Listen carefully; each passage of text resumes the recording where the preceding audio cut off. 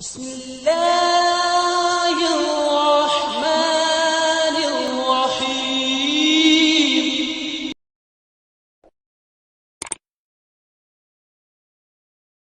حدیث شریف ہے لا سفر، حضور علیہ السلام نے فرمایا سفر کوئی چیز نہیں۔ کہ ہمارے یہاں جو یہ ہے نا کہ وہ تیرا تیزی اور سفر جب شروع ہو جائے اس میں بلائیں آتی ہیں، وبائیں آتی ہیں۔ پھر ہماری پرانی عورتیں کیا کرتی تھیں، بوڑھی بیچاری کم پڑھی لکھی، وہ کیا کرتی تھیں، گیہوں اور چنے یہ ابال کر کے چھت پر ڈالتی تھیں کہ بلائیں اتنی بے وقوف ہیں کہ چھولے کھا کے بھاگ جائیں گے اور پھر نہیں آئیں گے، آپ کو نہیں پکڑیں گے۔ یہ سب بیکار فضولیات میں سے ہے، اور لوگ کہتے ہیں آخری بدھ کی بھی شریک کوئی حیثیت نہیں۔ بعضوں نے یہ کہا کہ حضور علیہ السلام آخری بدھ کو صحت یاب ہو گئے اور پھر اس کے بعد کہیں سیر و تفریح کے لیے نکلے۔ لوگ آج بھی آخری بدھ میں سیر و تفریح کے لیے نکلتے ہیں۔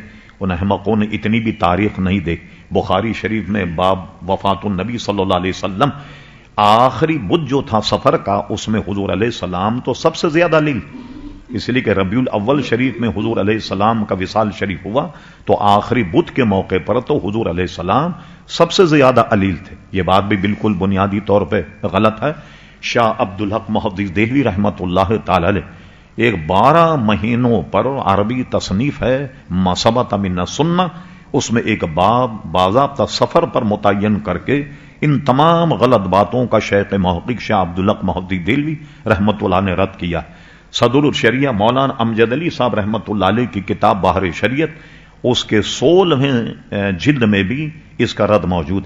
ایک بہت بڑے علامہ گزرے ہندوستان میں، انہوں نے اپنی کتاب قانون شریعت میں بھی اس کا رد کیا ہے۔ لہذا مسلمانوں کو چاہیے کہ اسے کوئی منوس دین نہیں گردانے کہ یہ سب کا مہینہ منوس ہے، اس میں بلائیں آتی، اس میں وبائیں آتی ہیں، ایسی کوئی خاص چیز اس میں کوئی موجود نہیں ہے۔ اس سے ہم سب کو پرہیز کرنا چاہیے اور اپنے گھر والوں کو بھی اس سے بچانا چاہیے۔ جی ابھی کون صاحب اور اٹھے تھے، ابھی ہاں آپ بولیے۔